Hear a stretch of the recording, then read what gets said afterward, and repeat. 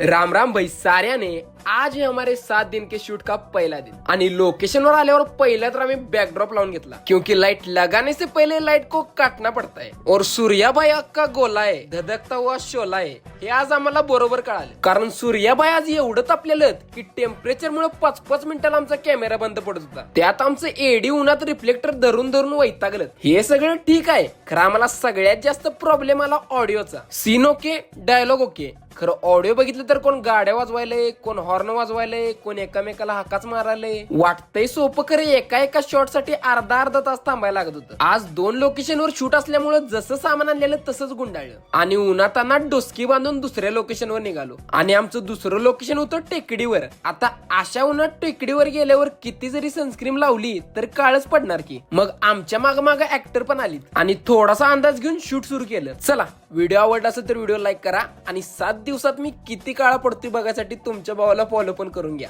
आता काय निवांतच।